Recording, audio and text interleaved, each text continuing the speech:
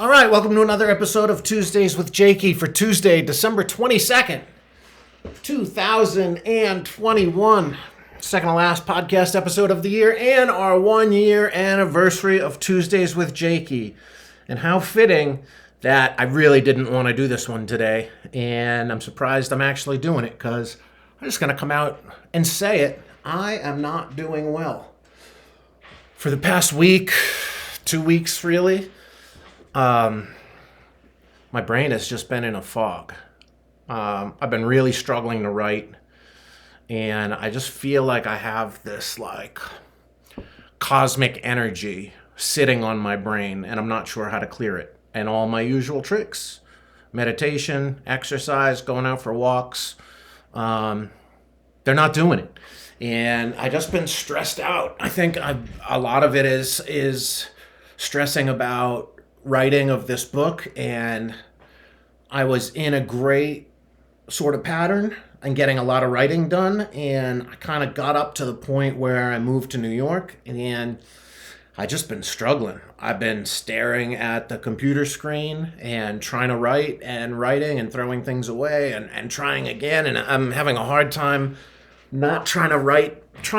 I keep trying to write the whole story all at once, and it just gets in my head and shuts me down.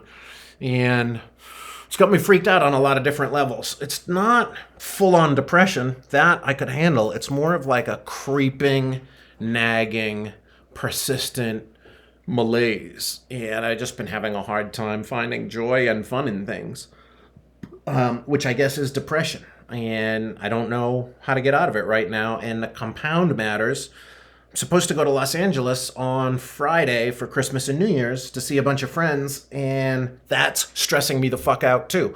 Obviously, I'm stressed with COVID and the new variant, and it kind of seems like if I get on a plane and go to LA and interact with people, I'm probably destined to catch it again.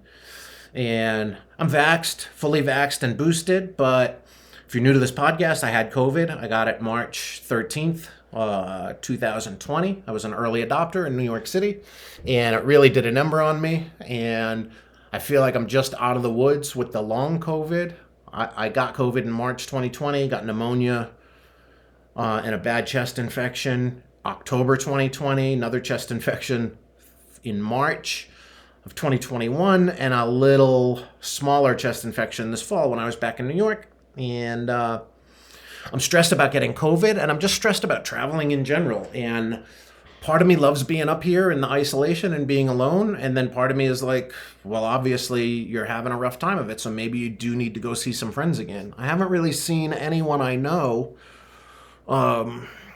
in 5 weeks outside of Yellow Pine. I saw friends down in Vegas, but even then I didn't see a lot of friends. I saw Kenny and Vaughn, who I stayed with, and my friend Brian, and then I saw his friends.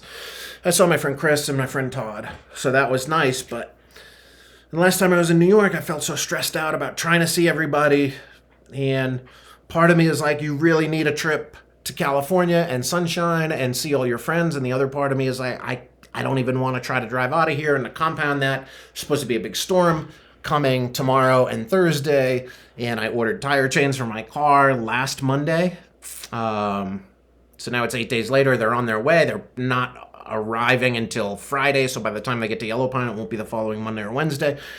So I don't really know what to do, and that shit has been eating on me, and I've just been going back and forth, and 1 minute I'm gung-ho about wanting to go, and the other minute no fucking way I'm going, and I don't know how to combat it. And I'm stressed out, and part of me is like, well, just take a break from the writing if it's not coming and go to LA and hang out. And the other part is like, well, if I just stay here and force through it, I'll break that wall, and then I'll get into a better groove with the writing, and I just keep trying.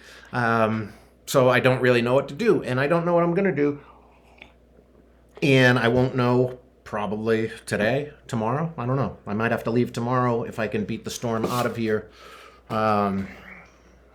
It's tough. And I'm trying to practice self-care, but it doesn't always work, you know? I've talked a lot about depression and how to get out of it, and it's going to lead to one of our first questions. This is an Ask Me Anything episode. I solicited questions on Facebook and Instagram, and I got a bunch, and let's see, I wrote them all down here, and I really want to get the first one.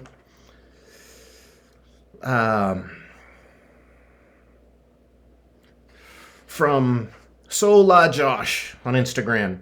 I'm desperate to find inner peace. How were you able to achieve this, or what can I do to better understand it? Well, isn't that the eternal question? This is the first time I felt this funked up in quite some time. And I'm not like terribly worried about it. I know it'll go away. And I know I just got to stay diligent. And I know that because of all the self-care I've been practicing for the past 2 years. And holy shit, I just realized tomorrow or Thursday, the 23rd, will be 2 years to the day since I got out of the nut house, where I went to an inpatient psychiatric facility for 60 days in 2019 after trying to kill myself. And I found a lot of inner peace since then, way more than I've had in my life previous. I'd say the last 2 years have been, oddly enough, some of the most peaceful times I've had, because I've sort of went through all this therapy and confronted my demons and didn't exorcise them, but made peace with them. I credit meditation, probably as the number one motivator, or the number one factor in sort of whatever sort of peace I've managed to find. And I keep doing it. I haven't been doing it twice a day, though. Honestly, it's been a struggle to do 20 minutes every morning. And a couple of mornings in the past like 5 or 6 days, a couple of mornings I just like got into like 15 minutes. Usually I do 20, and I just fucking stopped. And I was like, I can't do this. My mind was like racing harder than it would race when I wasn't doing meditation. But I can tell you that another huge factor outside of therapy, of course, if you're feeling stressed and depressed and anxious, I'd say even more than depression lately, I've been feeling anxiety. I don't know what to do when I'm sitting around the house. Like, I want to paint. I paint for a minute, then I want to read, and my brain's not focusing on anything, and it's really hard, especially with the writing. But I'd say meditation is the number one thing that I've used. I would highly suggest meditation if you can, and don't try to start with 20 minutes. Try to start with a couple of minutes. If you're looking for an app, try the Calm app or the Headspace app. I don't meditate with apps. I don't want to get into a whole thing about meditation. I've done that on past podcasts. But I can say that, like, inner peace, as far as I've figured it out in whatever little way I have, is not a state you achieve. It's a state you strive for, and you get bits and pieces of it. But, you know, other than leading a completely monastic life, which is almost what I'm doing up here, I don't know if it's good for me. I feel like it's gonna be good for me, and I feel like this is a temporary funk. And I'm gonna just keep trying to push through and work as hard as I can to make that a reality and have it be a sort of temporary thing. You know, the fact that I can even record this right now says that I'm not doing that badly, right? Because in the past, when I've suffered these types of episodes, they've lasted, you know, days, sometimes months, sometimes years. But at the worst of it, I mean, I'm here, right? Like, I'm talking to the screen, I'm forming sentences, I'm communicating with friends via text and phone and stuff. Haven't had a phone call with a friend in more than a few days. But yeah, okay, so I'm desperate to find inner peace. It bits and pieces, man. Bits and pieces. You just chip away and try to practice self-care for yourself. Definitely, if you're stressed and worried about being super anxious or super depressed, try to find a therapist. I don't know where to tell you to do that offhand. I've been seeing the same one for almost exactly 2 years. We actually had our first meeting on December 24th last year, 2 years ago, 2019. So I'm almost my 2-year thing about therapy. Okay, next. Dan asks, what's your favorite Wetlands behind the scenes story?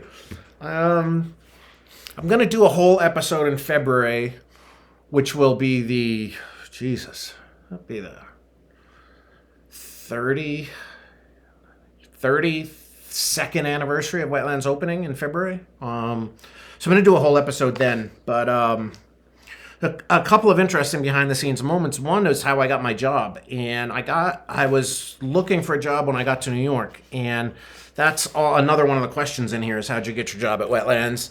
So it's how I got my job. It's a favorite Wetlands story, a behind the scenes story. But I got my job out of the Village Voice. And they did not put the name Wetlands in the ad. It just said environmental nightclub looking for part-time office help, must have an earnest desire to save the world, which I know now. I didn't know what they were talking about then, but I know now that's a quote from the book Ishmael, which I've talked about a bunch on this podcast, and I actually threatened to do an Ishmael book club in the fall, which I never got around to doing. But that was a book that Larry Block, the original owner of Wetlands, turned me on to. Now, Larry built Wetlands with his wife Laura and then sold it to Peter Shapiro in 1997, and then Larry passed away in 2010 or 11. I kind of forget when.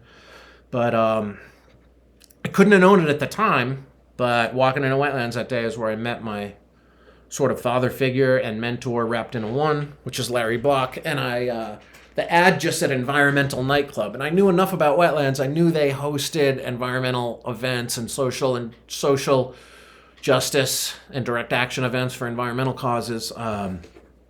So when I saw that ad, I was like, this has to be Wetlands. And they just listed a fax number. And then I went to the Village Voice, scrolled through the rock and roll ad section, and cross-referenced their fax number with the one in the Wetlands ad. And I was like, there it is. So I actually brought my resume and went down to Wetlands and rang the buzzer on the side door. And they were like, who is it? I was like, I'm Jake. I'm here to drop off our resume. And the voice I didn't know then, but then came to find out it was Sherry Cole, longtime employee. And she just yelled kind of through the intercom, we're not taking personal appearances. You're supposed to fax your resume. And I was like, fuck, okay. Well, I trudged all the way down here. But I went to a Kinko's, faxed my resume, then went back the next day.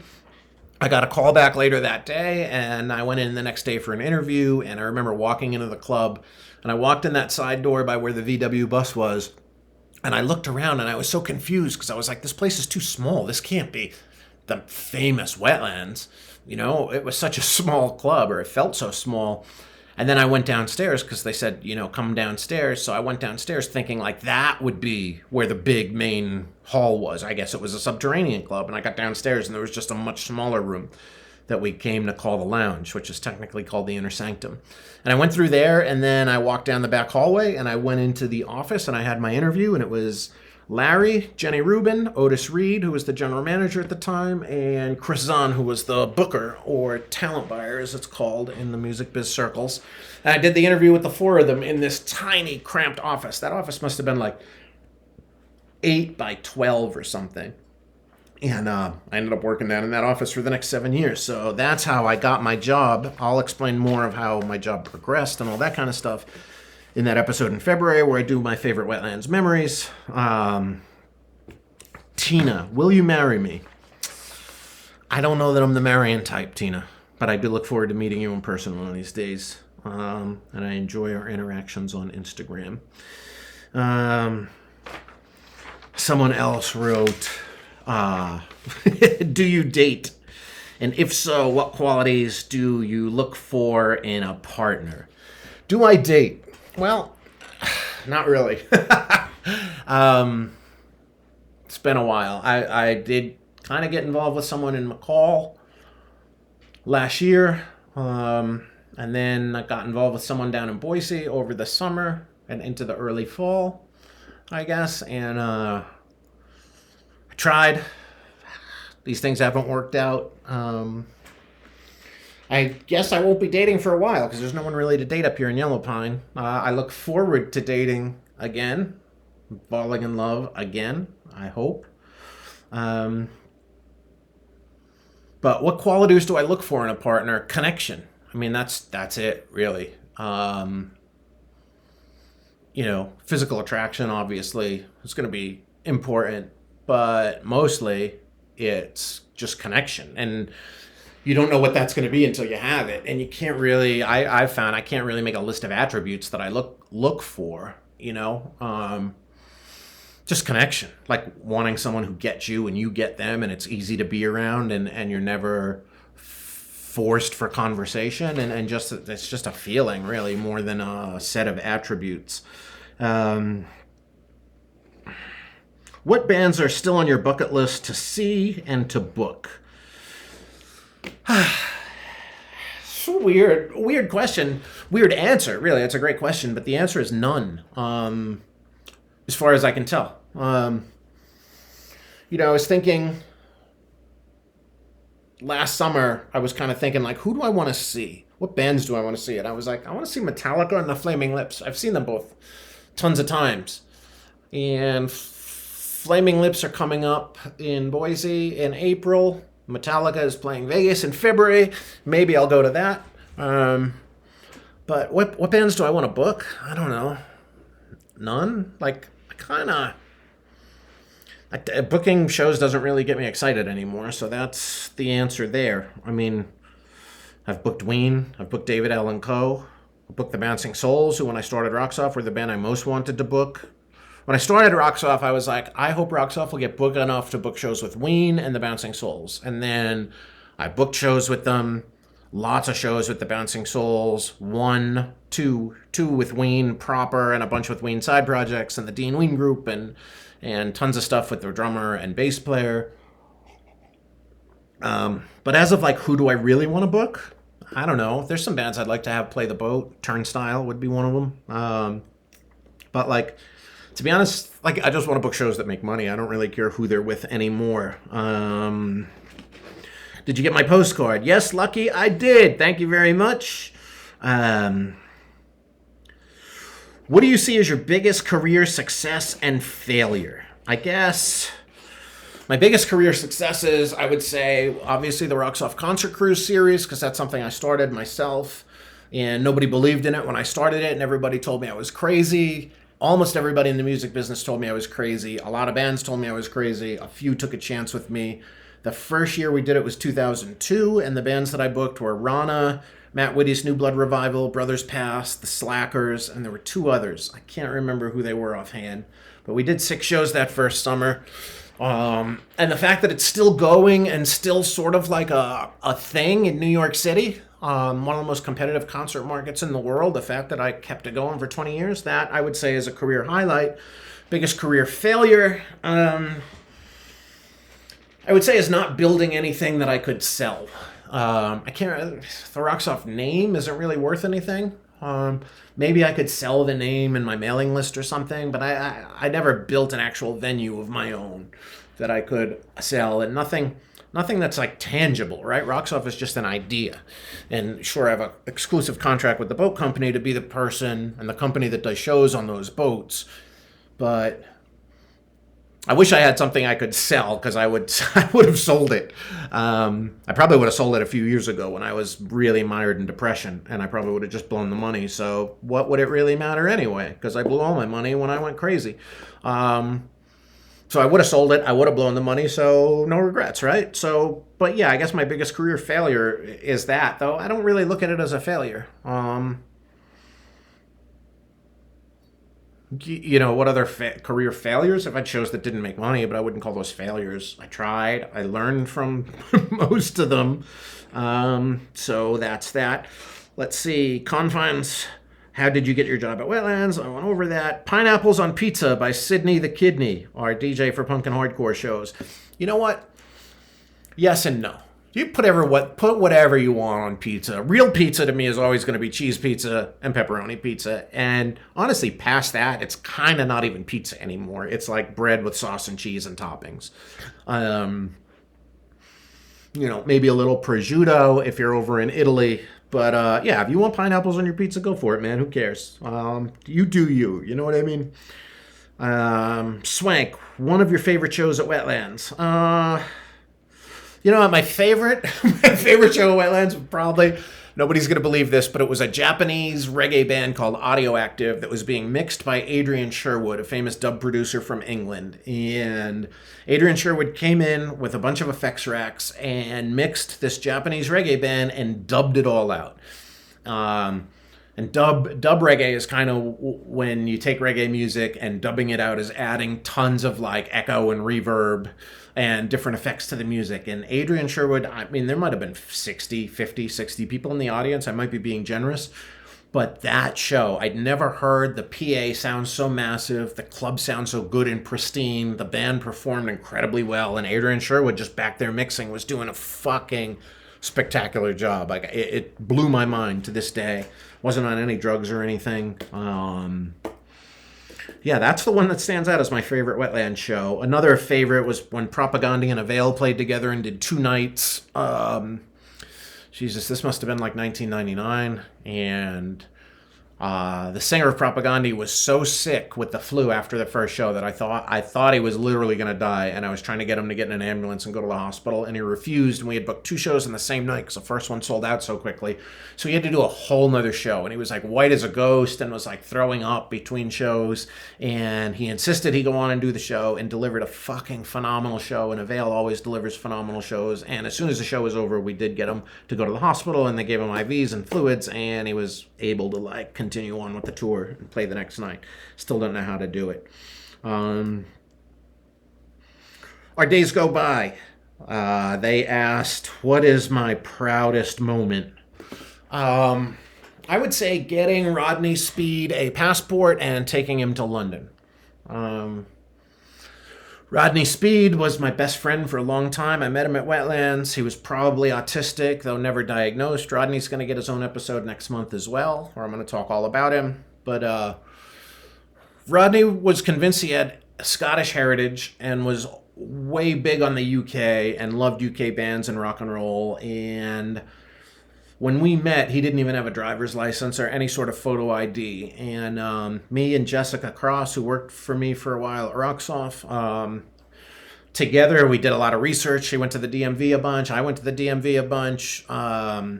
Between us, we made lots of trips and hand-holding with him, got a copy of his birth certificate, finally got him a New York City Walker's ID, which is a photo ID that they give you if you don't have if you're not going to get a driver's license, and then we used that to get him a passport, and then I took him to the UK, and I got him to visit the XFM studios, big radio studio over there. My friend Stephanie May, shout out to Steph, I love you, girl. Steph was working there and got him in there. We got him he co-hosted a radio program with Ginger Wildheart and Rich Jones. And he also got to introduce the Wildhearts, or Ginger Wildheart, at his birthday bash in front of 3,000 people, where I sang the song Country Boy that night. Ginger was having a bunch of people. Oh, no, that was a different night. Sorry. We took Rodney to see me, Christine, and my friend Jordan Elsis. All took Rodney to London to see the Wildhearts play. The Wildhearts were playing. Electric Six was playing. Rancid was playing 2 nights with Cockspur, all at the Kentish Town Forum. And then we took him to a Tottenham Hotspurs match, and we took him to Abbey Road. And that was probably my proudest moment, was taking Rodney, who was like, in some effects, combination of my best friend, my big brother, my little brother, and the son I never had. And so being able to take him to the UK and fulfill that dream for him, that was definitely, like, I'd say that's the proudest moment of my life. I guess also all the trips I took my mom on before our relationship soured. I was proud to have been able to take such good care of her, but it's hard to even think about now because of the things she's done since. That I can't really forgive her for, but I also love her. That's complicated. I'm not going to get too much into that. Dave Keene writes, what's it like to inspire so many people? Right now, I don't imagine. It's hard for me to even think that I'm doing that, but I got a really nice message last week from someone who told me he was quitting drinking, and that I was one of his inspirations. So we had a bunch of back and forths, and I suggested something for him to listen to, an audiobook called Cold Turkey, How to Quit Drinking by Quitting Drinking. He wasn't stoked on the idea of AA, which I got to tell you I'm not either, but I got a message from him which felt really great. And like, I get messages a lot from strangers, especially when I was on the Toby Morse's podcast and when I was on the uh, Matt Stocks and Jesse Leach's podcast. So many messages of people saying that I inspire them, but it's hard for me to even think about right now because I'm having a hard time inspiring myself. But it's good to remember, and it's why I do this podcast every week. And if you're feeling inspired by it, get in touch with me. Send me a message. You can text me at 917-443-7615 or at Jake Roxoff, Instagram, Twitter. It feels great. And if it didn't feel great, I wouldn't keep doing this podcast. And there's a lot of weeks when I don't want to do it. And there's a lot of weeks I just wonder why people are listening. And I've gotten a lot of messages from people saying they appreciate me being vulnerable. And especially the past couple of months, I've just kind of felt like a boring person because I've just been up here and I thought I was isolated last year in McCall, but I lived right next door to Greg and Shanti, who've been my friends forever, so I got to see them on a pretty regular basis, and then I would go into McCall most days. Like, there were times where 2, 3, 4, 5 days would go by where I wouldn't go anywhere, but I was always able to get in my car and go to the grocery store, drive down to Boise if I felt like it, but now I'm really isolated, and I'm sure that's playing a part in why I'm feeling stressed and depressed and is obviously making me lean towards going to Los Angeles this week, but I still don't know what I'm going to do. You'll find out next week, I'm sure. Or if you follow me on Instagram, if I end up there, I'm sure I'll be posting lots of pictures. Let's see. Tallboy Ken asks, personal list of the good to how popular ratio. I rewrote these down so they're not all perfectly worded. And what he was getting at was, who are some bands who you thought were great but never got popular? And there's a few right there. I would say a few off the top of my head. Two Skinny Jays, definitely. Two Skinny Jays and the Slackers. The Slackers are still together. I'm shocked that they're not more popular. They're just a fucking amazing band that gets lumped into the ska category, but they're more just like Jamaican soul music, rock steady. Phenomenal live band. I can't stress it enough. If you've never seen the Slackers, dial them up on Spotify. Go see them when you can. They play the Boat almost every year. I think this year was actually 2020 and 21 were the only times they never played, the only years they haven't played the Boat. Hopefully they will next summer. I expect them to.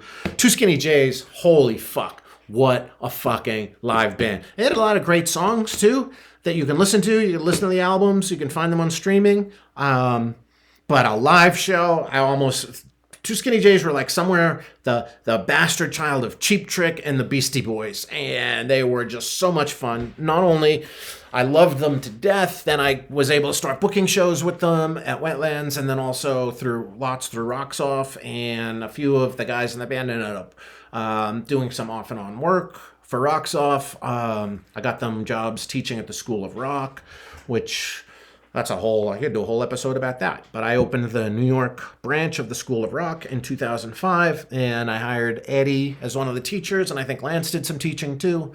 And they've just become dear friends. And then they took Tragedy on a tour once, and then we formed, Tragedy was my all-metal tribute to the Bee Gees, and I've got to throw that band in for one that I'm surprised didn't get more popular. Then we started Dangerous, which was an all-metal tribute to Michael Jackson. And Andy and Eddie, who were the rhythm section for Two Skinny Jays, became the rhythm section for that band. And that was awesome. And we got to play the Norvo, which was one of my top shows ever. I wouldn't say played, but top after-show backstage experience, which maybe I'll tell that story another time. The Bronx and Mariachi El Bronx, I'm surprised aren't more popular. The Bronx is kind of as popular as they should be. They should probably be a bit more popular. The punk version of the Bronx, but the other version, Mariachi El Bronx, which is the same band members with a few additional band members who play mariachi music, and they don't play Bronx songs in mariachi style, which everyone thought is what they would be doing, but they have a whole own set of songs as Mariachi El Bronx. I can't believe that band hasn't blown up more. I know they did a whole tour opening for the Killers in arenas. I think they did some shows opening for Dave Matthews and the Foo Fighters, but that band should be headlining arenas themselves, or at least theaters. Tallboy Can also asks, the cat convention you've talked about needs some explaining. Well, I'd probably do a whole episode about that someday, but the gist of that is that I put on a cat convention 2 years in a row in Asbury Park, New Jersey at Convention Hall because my friend DJ Values opened a cat cafe with his partner Jamie Nichols, and they opened a cat cafe in Asbury Park, New Jersey. And they opened it not long after I moved back from London, and I was sort of working in an advisor capacity when he was getting the cafe opened. And one day he told me about a cat convention that was happening in San Diego, and he said it was called CatCon, and I was like, what happens at a cat convention? He's like, I don't know. They have like famous cats and guests and vending booths. So I was like, we should do a cat convention. And he was like, what the fuck do you know about conventions? I was like, what do you know about cat cafes? And he was like, touche. So he got the cafe open. I started working on the convention, and then me and DJ and Jamie kind of put the whole thing together ourselves. To be honest, mostly Jamie, but no, DJ and I did a lot of work too. But Jamie was obviously invaluable. I say obviously, you don't know that to be obvious, but Jamie fucking killed it, and we put it on 2 years in a row. The first year, we made a fortune. We made like over $50,000. And then we gave it all away to cat charities, thinking that like that's a good thing to do for next year. And then next year, we'll make it even bigger, and then we'll keep money. And then the next year, we made it a lot bigger and broke even. And then the year after that was COVID, so we didn't do it. I don't know that we will do it again, but I also don't know that we won't. Let's see. Erin asks, how to decorate an apartment to make sure you never get your security deposit back. Well, she knows the half of that because she was my girlfriend in one of those apartments, and we painted that whole apartment camouflage and hung up camouflage netting everywhere, and then eventually we split up. She moved out, and then DJ Stitch moved in, and we redid the camouflage room, the jungle room. We turned into all red walls with black trim, and red fur covered the ceiling. That shit was wild. Red and purple fur everywhere. Fake fur, I should say. And I've never got enough security deposit back, to be honest. How do you do that? So the question is, how do you decorate an apartment so you never get your security deposit back? Well, first thing is turn all the walls into super bright colors or dark colors. Paint them black, paint them camouflage, paint them yellow, paint them pink. You paint your apartment anything other than white, you're not going to get your security deposit back. And maybe I could have gotten the security deposits back if I painted the apartments back, but like, no way. I would rather just lose the security deposit than have to repaint an apartment white. And they're going to gut those things anyway, right? Who cares? Let's see. Dave Hoffman, best shout out ever received from the stage. Motorhead, okay? That Motorhead shouted us out, not me. Tragedy, my all-metal tribute to the Bee Gees, was playing a festival in England, somewhere that wasn't super far outside of London, but far enough that it wasn't like a London festival. It was like an hour outside of London. And the main stage was a couple of acoustic acts, Tragedy, the Wild Hearts, the Stranglers, and Motorhead.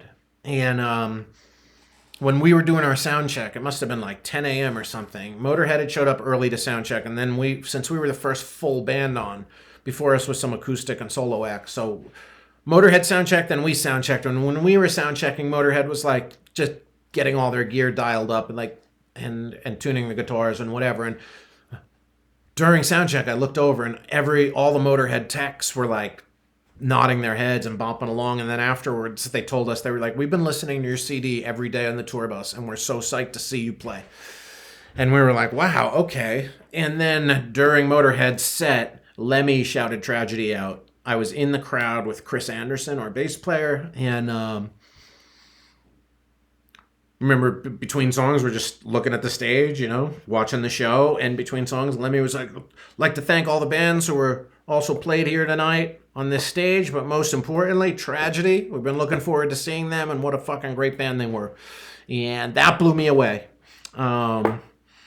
So that's the best shout out I ever got, even though it wasn't to me directly. And I would say Ginger Wildheart introduced me at his birthday bash where he did a show 2015 at the Kentish Town Forum, December 17th, almost 6 years ago to the day. And I was singing a song called Country Boy by his alter ego, Howlin' Willie Cunt, and he introduced me as, ladies and gentlemen, you're about to meet the most mental person in this room tonight, Jake Sufnerowski. And that was a good one because Ginger's pretty mental himself. And back then I thought it was funny. And I guess, I think he still meant it as funny, but it took on a different meaning after I actually literally went crazy. And then otherwise I'd say, now, to be honest, shout-outs make me embarrassed. They happen a lot. Bands will be like, hey, I want to thank everybody for coming out tonight. We thank Jake who puts on these boat shows. I get that a lot. And I used to love it, to be honest. And I used to put my hands up and be like, yeah, that's right, motherfuckers. And now I just kind of sit in the back and I'm like, okay. I guess when I got out of the Nut House, too, I had a show with Tim Barry. I think that was February 6th, 2020. At St. Vitus, and I was hanging out with Tim before the show, and we're good friends, and we go back a long way, and I told him what I had been through. He hadn't really known, so I told him, and he gave me a shout-out during that show, and was like, shout out to my friend Jake, who just got on his motorcycle and drove around looking for a place to kill himself, and thank Christ he didn't, and we're so glad he's with us here today. But beyond that, I would say all the time, Dick Dale shouted me out. Because I don't think that's a guy who doesn't shout out promoters much, I would assume. And all the years he's been doing it, I've seen him at tons of other venues, never seen him shout out a promoter. But he would always give me a really big shout out every time he would play, and that meant the world to me. So that's that. Ian Fowles, lead guitar player for the Aquabats, says, best live show you've ever seen. Well, Two Skinny Jays is up there, as are the Aquabats. If you want to talk about bands who dress in awesome outfits and have a whole theme going on stage, those are two of the best you'll ever see. The Aquabats are a superhero ska band, and they dress as Aquabats. Whatever that means. Bats who live in the ocean, I guess. But best shows I've ever seen, I would say most of the print shows I ever saw were some of the greatest shows I've ever seen.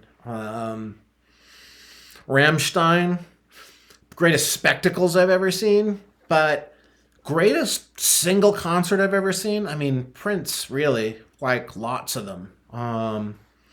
Almost every print show was phenomenal in its own way, and just jaw-droppingly good. But outside of that, I would have to say Pink in Berlin. And I went to Berlin, and I happened to see that Pink was playing. It's summer 2013. And it was actually Cinco de Mayo weekend, 2013. And I got to Berlin and saw a big billboard that Pink was playing. So I hit up my buddy Big B, who's childhood friends with Carrie Hart, and who's Pink's husband. And I was like, hey, can I get tickets to see Pink? And he dialed up a couple tickets, and we went.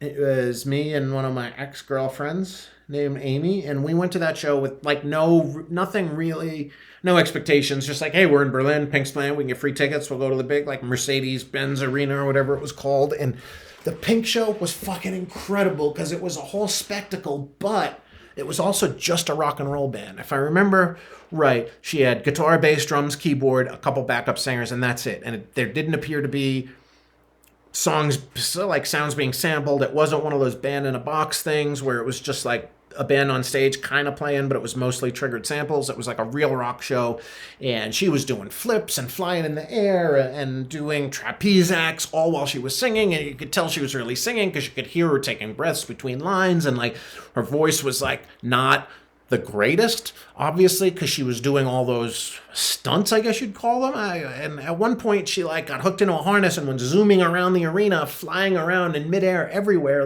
Went these wires took her right up to the fans in the front row of the balcony in the back of the stadium, and it was just wild. I'd never seen anything like that. And she sang, she killed it. It was a phenomenal show. That'd probably surprise people.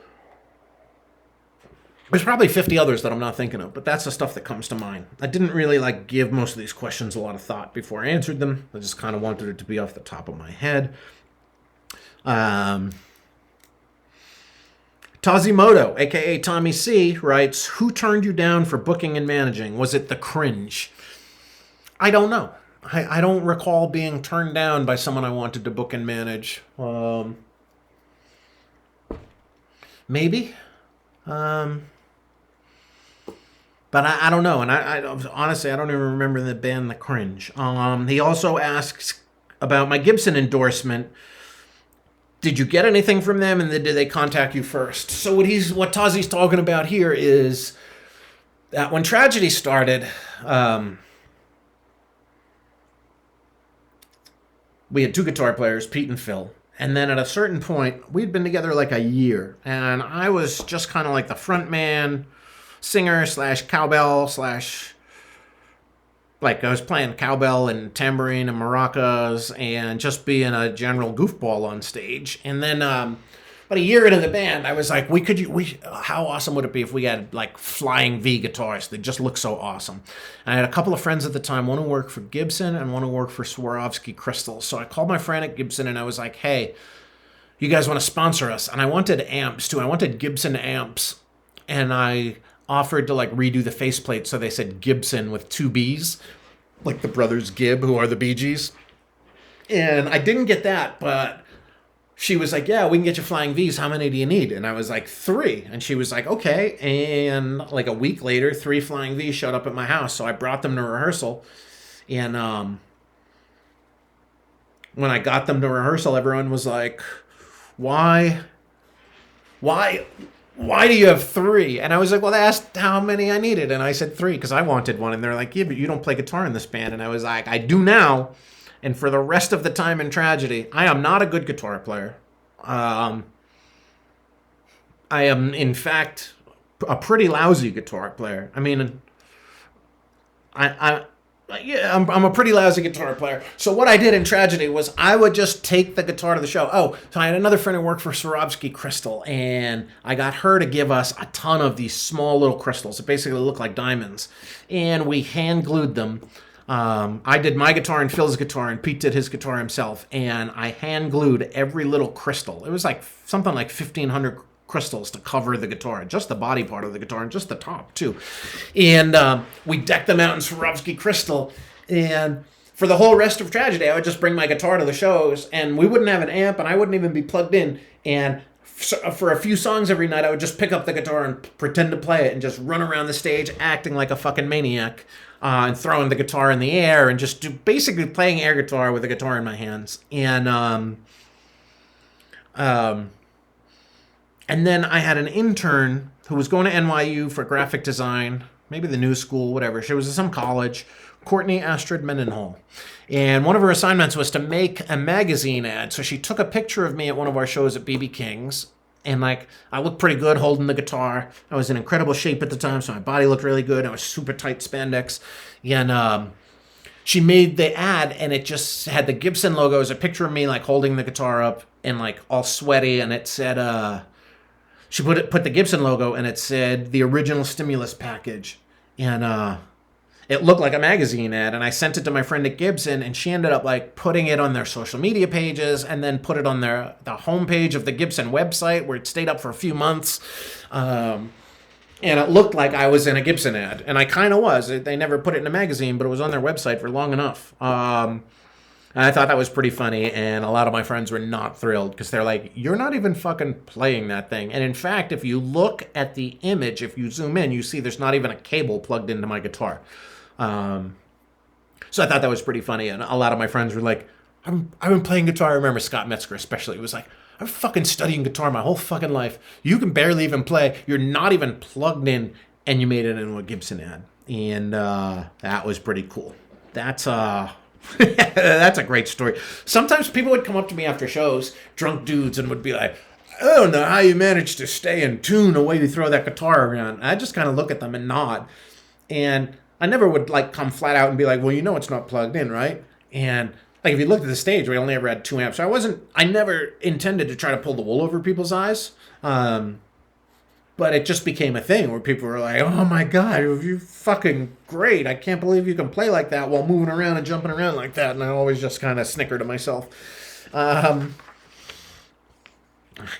did, however, play guitar in the Rodney Speed Experience for a long time. And I played well enough to play in that band, which, I played better than Rodney. Let's put it that way. But I was definitely the second worst player in the history of that band because we had all amazing musicians in that band. DJ asks, when can I give you a hug? It can't come soon enough, DJ. Like I said earlier, I think I'm just missing people.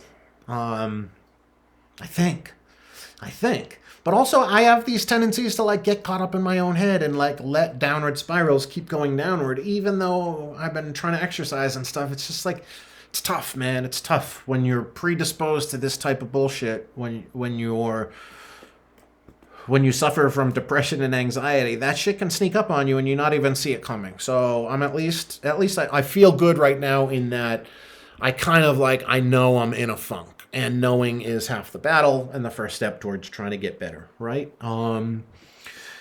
DJ also asks, what's the biggest surprise doing the pod for a year has brought about? I think the biggest surprise is that people are still interested and that people listen to it every week and they enjoy being here with me, I guess, and hearing me talk about what sometimes are great, amazing stories. Sure, I know I have a lot of stuff where I talk about cool shit that I've done. But also, sometimes it just feels like therapy, and I'm talking to the microphone. And sometimes I wonder if anyone's listening. So the biggest surprise is that, yes, people are listening, and that I get messages, and that I do inspire people. That's definitely one of the biggest surprises, that people find this inspiring. When I started doing it, that leads to DJ's next question. What's your favorite part about doing the podcast and least favorite? So DJ and I used to do a podcast together called, what was it called? Caddy Corner by Catsbury Park, I think. It was DJ's podcast, really, but I would do the intro every week. And then DJ and I would do the first 10 minutes, and we would talk about what's been going on in general, I guess. I was traveling a lot during that time, so he'd be like, where are you calling from today? And I'd be like, I'm in fucking Australia. I'm in Japan. Literally, I was from all over the place. And then we'd do this segment called Cats in the News, where we talked about... we would pull up some funny news stories and talk about what's been going on with cats in the news. And I kind of played, he was kind of the straight man and I was the sort of funny guy. Because I didn't know anything about cats. So something would come up someone smuggled a cat onto a plane or whatever. And I would make jokes about it all. But DJ stopped doing his podcast after a while. For the same reason I stopped doing the Get Your Rocks Off podcast, which was my original podcast in 2012, 13, 14 time. And my least favorite part about it then was having to get a guest and coordinate with a guest and then sometimes go edit things out and research a guest and trying to have a guest on tap for every week. And DJ used to say that bothered him. And one day DJ and I were talking last November, and he was like, man, if I could just do a podcast where it was just me talking about cats, I'd start the podcast again. And I was like, I feel you, man. I listen to Bill Burr's podcast, my favorite podcast, and he doesn't have a guest. And then it dawned on me, I'm just going to do a podcast myself. And this was December of 2020. Didn't know how much longer the pandemic was going to go on for, but I was just bored, and I felt a little Groundhog Day vibes creeping in when I was living in McCall. And I was like, if I do a podcast, call it Tuesdays with Jakey, which is a takeoff on Tuesdays with Maury, which is a famous old book from the 90s. I was like, all right, if I do the podcast just myself, I don't care. If people listen, they listen. If they don't, they don't. I'm just going to talk shit for an hour. And turned out it worked. And that's, I guess, the biggest surprise is that people listen and they find it helpful and inspiring or just funny. I hope you find it funny sometimes too. So he writes, what's your favorite part about doing the podcast and least favorite? My favorite part is that knowing people are listening. So once again, send me a message if you're listening. If you haven't told me you're listening before, sometimes I get messages from people I know and have known for a long time or haven't seen for a while. And they're like, I've been loving your podcast, been listening to it for the last 6 months. And I'm like, wow, okay. I'd just love to know more about who's listening. So let me know. 917-443-7615 or at Jake Rocks Off. You can also use that phone number to send a donation via Venmo if you would like. Or not. I don't care. I mean, I care. Do I? Yeah, sure. It's nice to get donations, though. I got to tell you that. Tommy Chambers knows what I'm talking about. Thank you, buddy, for your generous one this week. What's the least favorite? The least favorite is trying to upload the fucking video, especially because the internet is so slow here and where I was living in McCall. That's my least favorite part. And honestly, the other least favorite part is doing the video part. After about 6 months, I started doing the video version of the podcast. I thought it'd be cool. And oftentimes, like, that's the last thing I want to do is set up. I get self-conscious of people maybe looking at me like you are right now if you're watching the YouTube version of this. But yeah, my least favorite part is doing the video part and like trying to look good and presentable. Usually I take a shower right before I do it. Today I was like, I don't give a fuck. Just going to do it. Brooke Toff on Instagram writes, who's your favorite person to hug? Well, Brooke, you're one of them. I'll tell you that. I miss our hugs. Brooke and I lived together for a couple of months back in the day, not in a romantic way. Next door neighbors, really. In apartments. And Brooke, you're one of my favorite hugs. We hugged each other every day for those 2 months, didn't we? Sometimes multiple times a day. You're my favorite dance party partner too. But I'm a fucking hugger, man. And I miss hugging basically everyone. You know, I'm a guy, I'll hug strangers. Hugs are amazing. I love hugs, and I think it's important when you're giving or receiving a hug to like hold it for a couple of seconds too and really experience the energy of that hug. Chris Edwards, Bob Weir, Grateful Dead story. Do you have a good story about Bob Weir, the Grateful Dead? Well, Jesus Christ. I've been to saw the Grateful Dead 4 times with Jerry Garcia. Had a lot of good stories about that. All 4 Grateful Dead shows I've seen, they played I Need a Miracle. What are the chances of that? That was 91, 92, 93, and 95 that I saw them. But my funniest story might be Bob Weir was playing Wetlands for our 10th anniversary, and he was playing 3 nights, February 11th, 12th, 13th, 1999. And Peter Shapiro at the time had like met Hanson, the band, and they were like in their prime, their peak bop phase. And somehow he ran into them, found out they were in New York the same weekend Bob Weir was going to be playing, and somehow put it together that they would sit in with Bob Weir at Wetlands. So like on the 3rd and final night, Bob Weir brought out Hanson alongside his band, and they played 4 songs, I think. I wrote them down. Where are they here? They played Wang Dang Doodle, All Along the Watchtower, Going Down the Road Feeling Bad, Gloria, and then an encore of One More Saturday Night. And that shit was hilarious. But the Bob Weir story was that when he loaded in and was doing sound check on the first day, Peter Shapiro was like, I want you to introduce you to Bob Weir. And I was like, okay. And he brought me over to the stage, and Bob was just kind of like messing around with his guitar pedals. And I got to tell you, I've never really had a thing for Bob Weir. I didn't understand why he was in the Grateful Dead. He just seems like a schlub. I know he's like the cute one that everyone likes.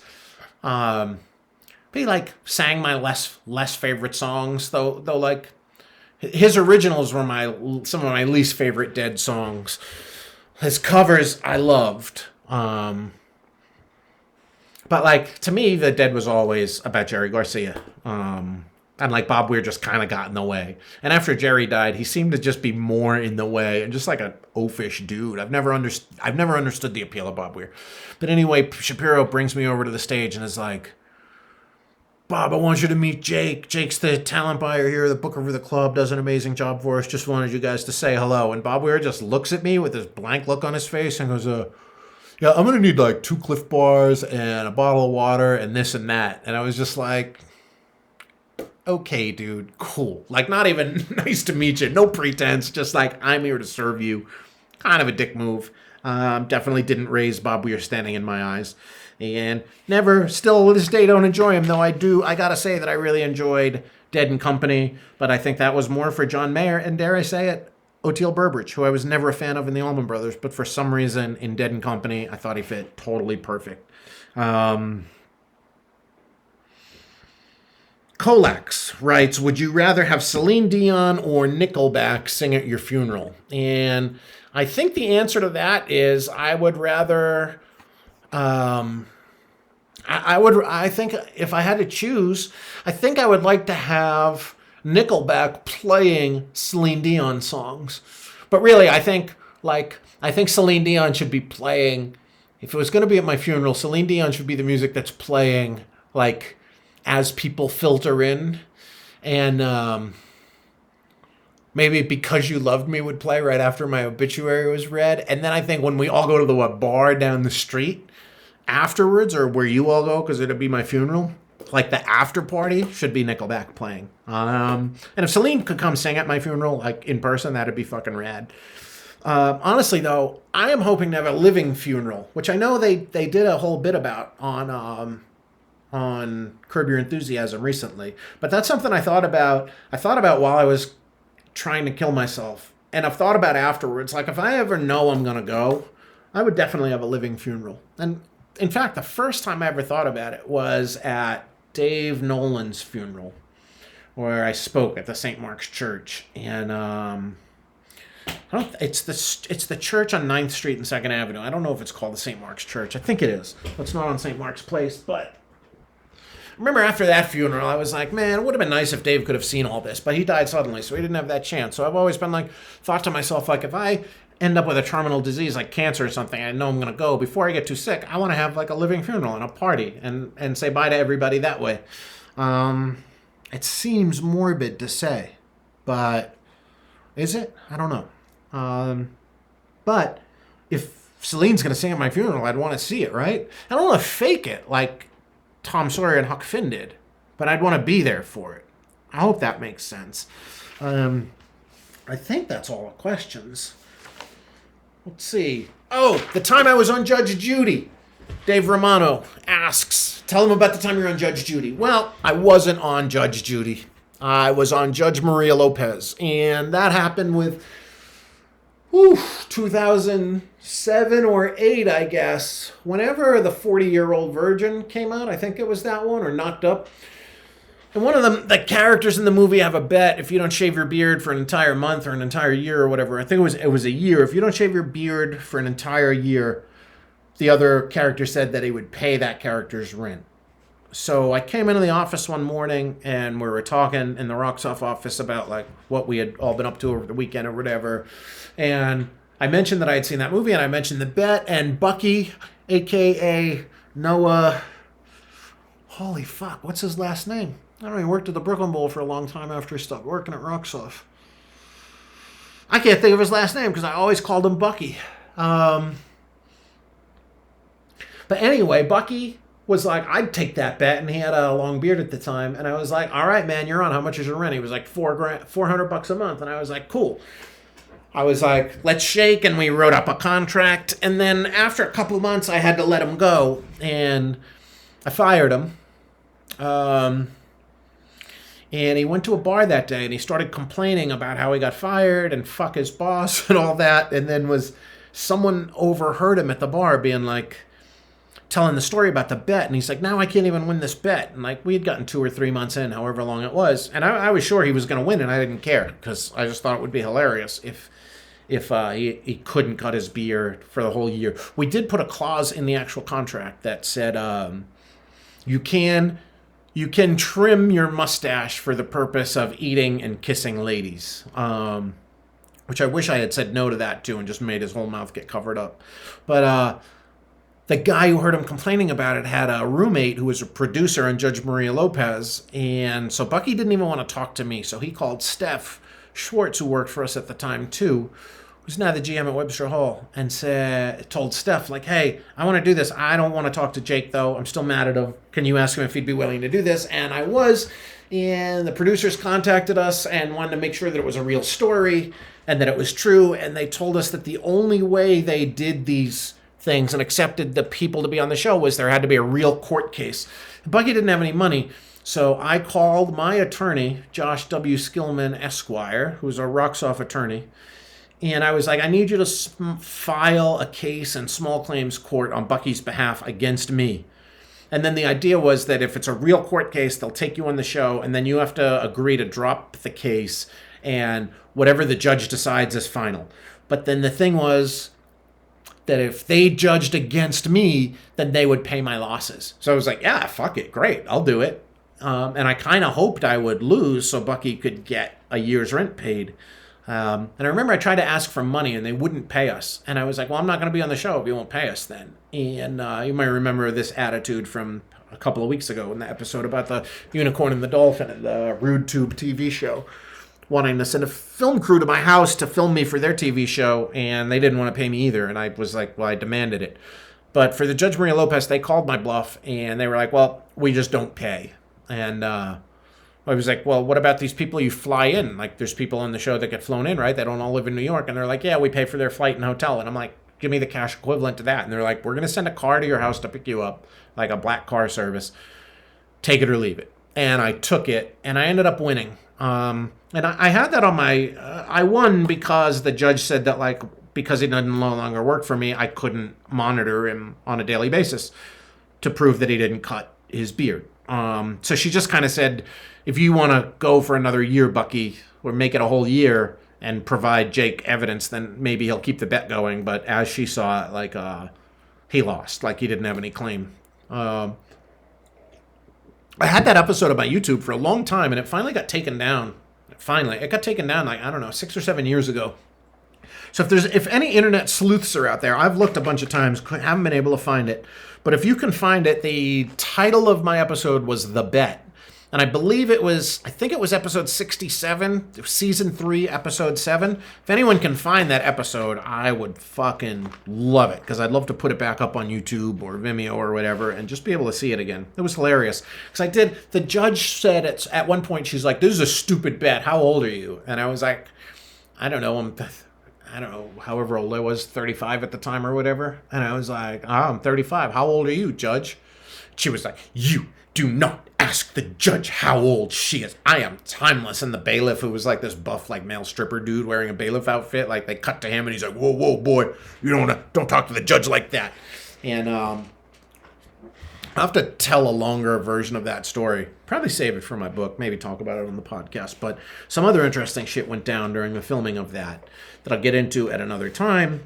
And I think the last question here is from MGL Studio, a painter, a fantastic painter that I follow on Instagram and who follows me back. And they wrote, where do you want to be in 5 years? And I saw that question come through on Friday. And I was like, fuck, that's a tough question because I don't know. And 2013, I made a 5-year plan for myself. And the things I wanted to accomplish in those 5 years were write a book, write and record an album that got at least decent reviews. I did that with my band White Collar Crime. Obviously didn't write a book yet. I said I wanted to try my hand at stand-up comedy and preach. I wanted to try my hand at preaching, which I still do, which that's a whole topic for another time. And the other one was to be in a successful and loving relationship. And that has not happened, not for any extended period of time. So 5 years from now, what do I want? Well, I would love to be in a relationship. I would love to fall in love again with someone who's going to understand my yearning for connection and love and a true, deep, loving connection, and my also yearning to be free and to buzz about and travel and do whatever I want. And I don't know what that's going to look like in life. Like, I don't know if cohabitation is going to become a thing for me. I really like living alone. I don't know how well I would do living with someone else full time, as opposed to, like, staying over here and there. We'll see. It's been more than 2 years. It's been like 2.5 years since I've even shared a bed with a woman overnight, or a man for that matter. But yeah, I haven't even shared my bed, and I don't know that I could. In fact, someone came to see me in 2018 or 19. A girl came in from out of town, and she asked if she could come and stay with me. And I was like, yeah. And the plan was to have sex and all that. And but I told her, I was like, I was super depressed at the time. I didn't tell her that, but I did tell her, like, you can come and you can stay, but you have to stay in the living room on an airbed. And she was like, okay. And then at night, we would, like, have sex, and then I would be like, all right, you gotta go sleep out there. And she was like, what? And I was like, I told you before you came. Like, and I don't know how I would feel, how it's gonna feel to do it again. So I'm nervous about that, the idea of doing that. And for a long time before that too, I used to have I used to have a rule at my house. The apartment I lived in 2009, 10, 11 was the Red Square building on Houston and Avenue A. And my friend Johnny Corndog, who changed his name to Johnny Fritz, stayed there for like 3 weeks once when I was on a tragedy tour. And he was like, hey, I got my airbrush. Can I do a mural on your wall? And I was like, yeah. So I came home, and above my bed there was a mural of my last name, Sufnerowski, with like all these like rocks and pillars, like an archway. It was really bizarre. And it had a topless chick who was very ugly. He didn't mean to draw her ugly, airbrush her ugly, but he did because he's not good at people. And so he had my name arched over the bed with an ugly topless chick and a bunch of like a stone archway that he had airbrushed in.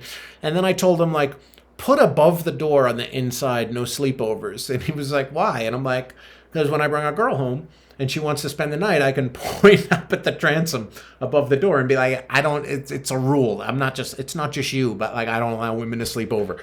And so yeah, for a while that worked. I don't enjoy sharing my bed with someone that I'm not completely connected with. And it's been so long since I've been completely connected with. I would do it when I was really fucked up and wasted. And then that was fine because you're just passing out, right? And then you wake up the next morning and you're like, I gotta go. I was telling this kid, I was mentoring this kid kind of for a while. And we came across it one day and he was like, yeah, I'm going to invite this girl over to my house. And I was like, Harrison, don't do it. Ooh, I don't mean to say his name, but I was like, don't do it. Go to her house. Always go to her house. And he's like, why? And I'm like, then you never have to come up with an excuse for why she has to leave.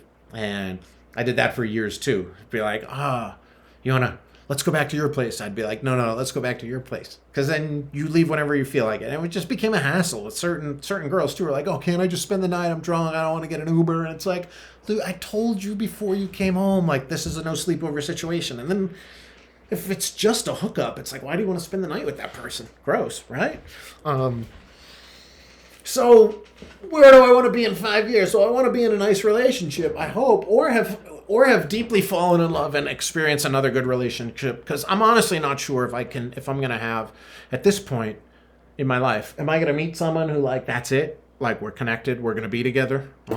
Marriage, I doubt it. I don't see a reason to get married at this point unless it's for health insurance or for a green card for me to move somewhere else. But like an actual marriage for love, I don't know. It was never really something I wanted to do. Never really was into it. I just don't understand it. Especially without kids. But like, some people want to get married, cool, good for them. Like, I'm not against it. I'm against weddings, going to them. Really, I don't love going to weddings. That's just my social anxiety, really, and having to buy a gift. Honestly, though, I'd way rather buy a gift than actually go to the wedding for the most part. Where else do I see myself in 5 years? Well, hopefully I'll get this fucking book written. Where do I not see myself in 5 years? I see myself, I would like to be a successful writer with this book released and having done well, and then move on to more books, both about myself, and I have a couple of topics I'd like to write about. Obviously, one of them is my time here in Yellow Pine. I've been taking copious notes, so that'd probably be book number 2. There's a couple of other ideas I have for books that would be nonfiction, but not about me. I would love to be able to make my living as a writer. It's something I've always been good at, had a knack for, pursued heavily, done lots of writing over the years, kind of gone in and out of it. But when I sit down to write, I know I'm really good at it. And I would like to figure out how to make this my career, which sounds really hard at this point because I'm talking about how fucking hard it is to even be writing this book that I'm in the middle of writing. And it's doing a number on my head, yo. But that's, I would love to see myself as a successful writer, maybe a successful painter too, maybe both. I would like to see myself working completely for myself. And by that, I mean not setting up and booking shows for other people. I'd like to somehow find a way to make a living between writing, podcasting, and painting, and just sort of creating my own art. I doubt that I'll ever play in a band again or make more music, though never say never, right? I never thought White Collar Crime would happen, and it kind of happened on a whim one day. And we ended up recording a 5-song EP that got great reviews, and we got a bunch of good shows. And then I moved to London, and that band kind of fizzled. I have been kicking around the idea of recording a country album while I'm up here of all covers, which I don't know if I'll get to that, but maybe. And yeah, where would I not like to see myself in 5 years? Where I would not like to see myself in 5 years is I would not like to be running Rocks Off and booking shows.